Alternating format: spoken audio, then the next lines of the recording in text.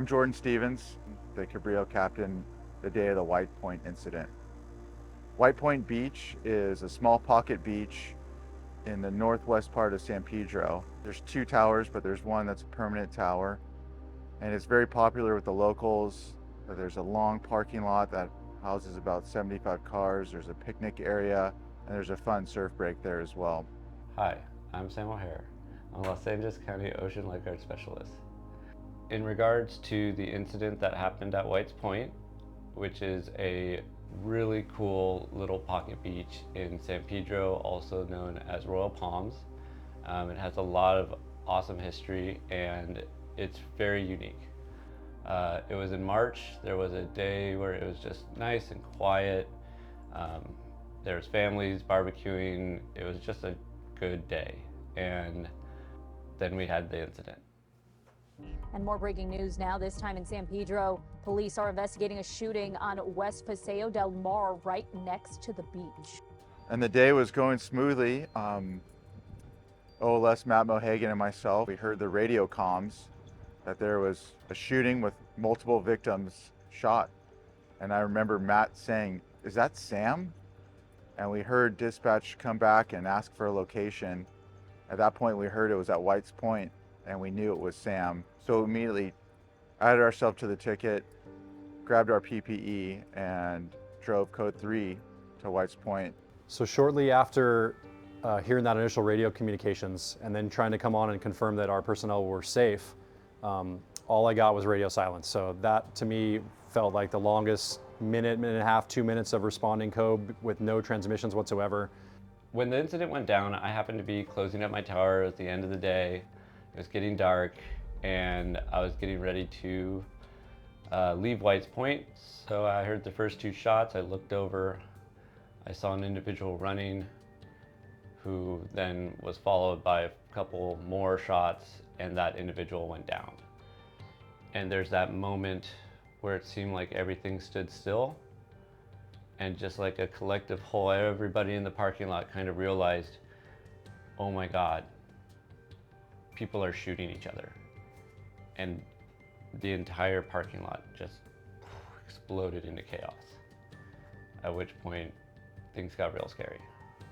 We're trained when there's any shooting incident that we stage for police to clear the scene to make sure it's safe for us to enter before we start helping people. But this is a very different situation. Sam was in the middle of this shooting. He witnessed this shooting. He saw the gunfire ring out. And Sam was called to action. So when I decided to turn my lights on and start moving, there's the choice to either leave, then the other choice was to head towards the shooting. And when I looked around and I saw families with kids and how scared they were, I wanted to make sure that I could provide the help that I could, and that by being present and showing that I'm there, hopefully calm things down a little bit. So I started making my way towards the shooting and directing people away.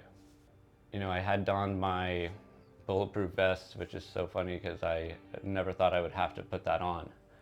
And now I'm faced with multiple victims of varying degrees of injuries, and I'm the only resource there with any type of medical training, so I got to work. So after updating LA with the number of patients from my triage, I started treating the patients, and my first one that I got to was that I knew that I could do something immediately to help this individual was provide a tourniquet. After that, it was compression bandages, identifying exactly entry and exit wounds, really getting into the nitty-gritty or the finer points of just doing patient care. Approaching White's Point, you're coming from above, and so we could see that fire and police were on scene well before we entered the incident. We drove down, we got on scene, we grabbed our equipment, and we found Sam standing in a pool of blood. Firefighters are loading their first critical patient, and we see Sam triaging patients and putting a tourniquet on somebody, moving along and helping direct firefighters on which patients need help.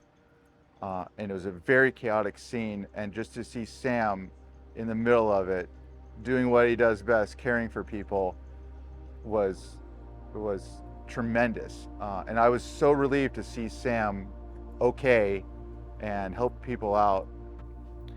Once PD and other resources showed up and took control and they were able to take over patient care, I got to step away, and I mean, there was just that moment of this realizing how surreal this incident was, and I think back and I just am proud of the fact that I chose to help people when things got scary, and I just hope that I did some good.